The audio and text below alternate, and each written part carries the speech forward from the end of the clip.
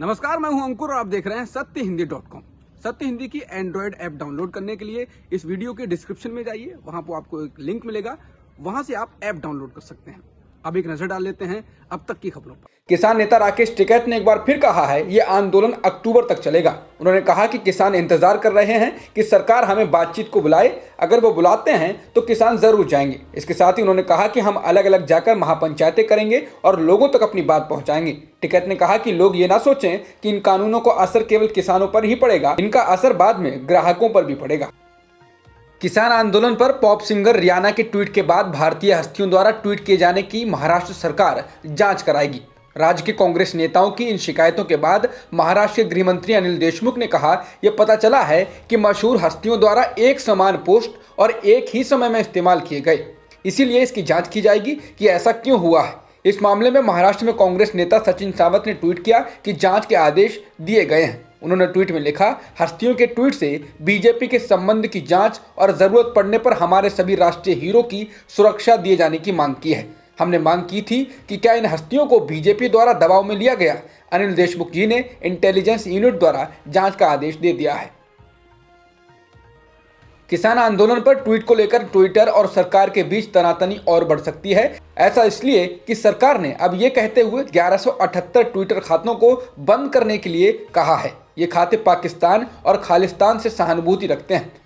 ऐसा इसलिए कि सरकार ने अब ये कहते हुए कि 1178 ट्विटर खातों को बंद करने के लिए कहा है कि ये खाते पाकिस्तान और खालिस्तान से सहानुभूति रखते हैं। मीडिया रिपोर्टों में सूत्रों से ये कहा गया है। इससे तनातनी बढ़ने की आशंका इसलिए है कि कुछ दिन पहले ही जब सरकार ने 100 ट्विटर खातों को बंद कराया और 150 ट्वीट हटवाए थे, तब कुछ ही घंटों में ट्विटर ने एक तरफा फैसला लेते हुए उन सभी खातों और ट्वीट को बहाल कर दिया था। इसके बाद सरकार ने खुली चेतावनी दी थी कि या तो ट्विटर सरकार के आदेशों की अनुपालना करे या नतीजे भुगते।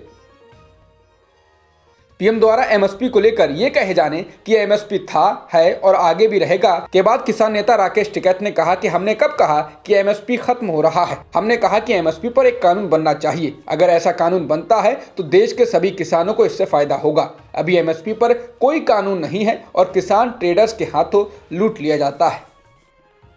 प्रधानमंत्री मोदी ने राज्यसभा में कहा कि कुछ लोग सिखों को लेकर गलत भाषा बोलते हैं, उससे देश का कभी भला नहीं हो सकता है। पीएम ने कहा कि कुछ लोग सिख भाइयों के दिमाग में गलत चीजें भरने में लगे हैं। ये देश हर सिख पर गर्व करता है। सिखों ने देश के लिए क्या कुछ नहीं किया, उनका जितना आदर किया जाए वो कम है। बता दें, आंदोलन की शुरुआत से ही पंजाब के किसानों को खालिस्तानी बताया जा रहा है। ऐसा करने वालों में बीजेपी के ही नेता सबसे आगे रहे हैं। पीएम नरेंद्र मोदी ने विपक्ष पर निशाना साधते हुए कहा कि हमने बुद्धिजीवी सुना था, लेकिन कुछ लोग आंदोलन जीवी हो गए हैं। देश में कुछ भी हो वो वहां पहुंच जाते हैं, कभी पर्दे के पीछे और कभी फ्रंट पर। ऐसे लोगों को पहचान कर हमें उनसे बचना होगा।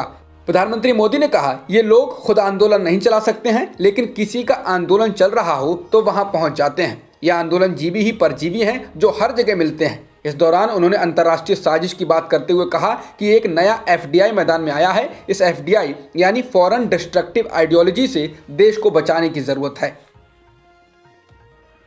पीएम मोदी द्वारा आंदोलन जीवी शब्द उछालने के बाद लोगों ने इस पर अपनी प्रतिक्रियाएं देना शुरू कर दी हैं। सुप्रीम कोर्ट के वरिष्ठ वकील प्रशांत भूषण ने ट्वीट कर कहा है, जो कल तक कहते थे कि मैंने अपना राजनीतिक करियर आंदोलन करके बनाया है, वह आज हमारे किसानों को नीचा दिखाने के लिए आंदोलन जीवी कह रहे हैं। तो वहीं बाकी कांग्रेस नेता पूर्व प्रधानमंत्री अटल बिहारी वाजपेयी का एक वीडियो शेयर कर रहे हैं, जिसमें वो किसानों के आंदोलन के साथ जुड़ने का ऐलान कर रहे हैं। इसके साथ ही कांग्रेस ने पीएम मोदी के आंदोलन जीवी वाले बयान के हिसाब से अटल बिहारी वाजपेयी को आंदोलन जीवी कहा।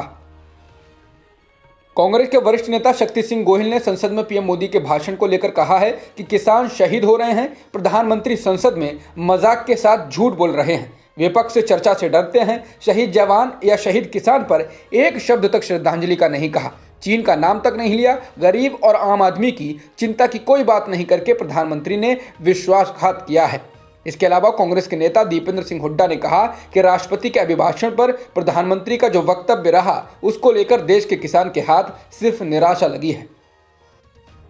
उत्तराखंड के चमोली जिले में रविवार को ग्लेशियर टूटने से तबाही हुई है। राहत और बचाव कार्य में जुटी आईटीबीपी ने कहा है कि अब तक 19 शव मिल चुके हैं। इंडिया टुडे की रिपोर्ट के अनुसार आईटीबीपी के महानिदेशक एसएस देसवाल ने कहा, ये शव धौली गंगा नदी से मिले हैं। इससे पहले खबर आई थी कि करीब 150 लापता हैं। उत्तराखंड के डीजीपी अशोक कुमार ने कहा है कि तपोवन बांध में फंसे 25 लोगों को निकालकर पुलिस ने सुरक्षित स्थानों पर भेज दिया है। एएनआई की रिपोर्ट के अनुसार उत्तराखंड के मुख्य सचिव ओम प्रकाश ने कहा कि हताहतों की संख्या 100 से 150 होने की आशंका है। चमोली जिले में ग्लेशियर आपदा में फंसे लोगों को लेकर राष्ट्रीय आपदा प्रबंधन प्राधिकरण के महानिदेशक एसएन प्रधान ने कहा है कि कई लोग 2.5 किलोमीटर लंबी सुरंग में फंसे हुए हैं। अभी 1 किलोमीटर तक की मिट्टी को हटा दिया गया है और जल्द ही उस जगह पहुंचा जा सकेगा जहां लोग फंसे होंगे। इसके अलावा उत्तराखंड के चमोली जिले की जिलाधिकारी स्वाति भदौरिया ने कहा है कि ग्लेशियर टूटने की घटना के बाद पुलों के नष्ट होने से 13 गांव अलग हो गए हैं। उनके लिए बचाव कार्य चलाया जा रहा है। कांग्रेस पार्टी ने अब सोशल मीडिया पर अपनी पकड़ और मजबूत करने की कवायद शुरू कर दी है। इसी क्रम में राहुल ने लोगों से social media warriors team join करने की अपील की है। इस बाबत सोशल मीडिया वॉरियर्स टीम से जुड़ने के लिए टोल फ्री नंबर जारी किया गया है। इस टीम से व्हाट्सएप, वेबसाइट, ईमेल के जरिए भी जुड़ सकते हैं। सोशल मीडिया वॉरियर्स टीम को लेकर राहुल गांधी ने कहा, ये टीम न्याय के लिए लड़ने वाले योद्धाओं की है। ये नफरत की सेना नहीं है, ये हिंसा की सेना नहीं है, ये सत्य की सेना है। ये एक सेना है जो भारत के विचार का बचाव करेगी। सुप्रीम कोर्ट ने राजस्थान हाई कोर्ट के उस फैसले पर रोक लगा दी है जिसमें राजस्थान हाई कोर्ट ने प्राइवेट स्कूलों को 70% फीस ही वसूलने की अनुमति दी थी। सुप्रीम कोर्ट की रोक के बाद अब प्राइवेट स्कूल 5 मार्च 2021 से छात्रों से 100% फीस ले सकेंगे। अभिभावक ये फीस 6 किस्तों में जमा करवा सकते हैं। चेन्नई में भारत और इंग्लैंड के बीच खेले जा रहे टेस्ट मैच में इंग्लैंड ने मजबूत पकड़ बना ली है। आज चौथे दिन का खेल समाप्त होने तक भारत ने दूसरी पारी में 1 विकेट के नुकसान पर 39 रन बना लिए हैं। पुजारा और शुभमन गिल क्रीज पर हैं। पहली पारी में भारत ने इंग्लैंड के 578 रनों के जवाब में 337 रन बनाए थे, जिसके बाद इंग्लैंड को भारत ने दूसरी पारी में 178 रनों पर समेट दिया। इस दौरान भारत की ओर से अश्विन ने 6 विकेट लिए। भारत को जीतने के लिए 420 का लक्ष्य मिला है। अब तक की खबरों में इतना ही। बाकी खबरों के लिए बने रहिए सत्यहिंदी.com के साथ। सत्य हिंदी का ऐप डाउनलोड करें गूगल प्ले स्टोर पर।